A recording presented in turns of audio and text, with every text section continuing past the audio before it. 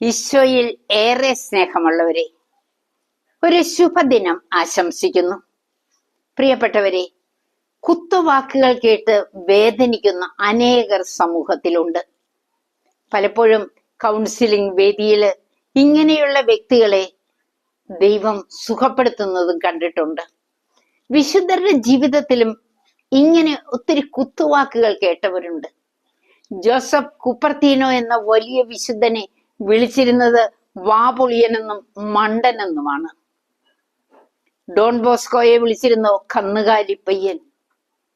വിശുദ്ധ ഗിൽബർട്ടിനെ കറുത്ത കുട്ടി എന്നാണ് വിളിച്ചിരുന്നത്. വിശുദ്ധ ജർമ്മൈനെ മന്ദബുദ്ധി. പ്രിയപ്പെട്ടവരെ, ഇങ്ങനെയുള്ള കുത്തുവാക്കുകൾ കേൾക്കുമ്പോൾ നമ്മൾ ഒരു തിരുവചനം ഓർക്കണം.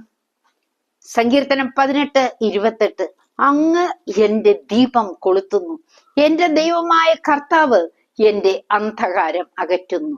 പ്രിയപ്പെട്ടവരെ, ആരെങ്കിലും കുത്തുവാക്കുകൾ മൂലം വേദനിക്കുന്നവരുണ്ടെങ്കിൽ ഈ നിമിഷം ദൈവം സുഖപ്പെടുത്തട്ടെ എന്ന് പ്രാർത്ഥിക്കുന്നു. അവരുടെ ഹൃദയത്തിലേക്ക് ദൈവത്തിന്റെ വലിയ കൃപ നിറഞ്ഞൊഴുകട്ടെ. ഓരോരുത്തരെ കുറിച്ചും ദൈവത്തിന് ഓരോ പദ്ധതിയുണ്ട്. അത് നാം തിരിച്ചറിയണം. അവഗണിക്കപ്പെട്ടാലും ദൈവത്തിന് നമ്മെക്കുറിച്ച് കരുതലുണ്ടെന്നുള്ള ചിന്ത എല്ലാവർക്കും ലഭിക്കട്ടെ. ദൈവത്തിന്റെ ആ കരുണയുടെ മുഖം എല്ലാവരുടെയും മുന്നിൽ തെളിയട്ടെ.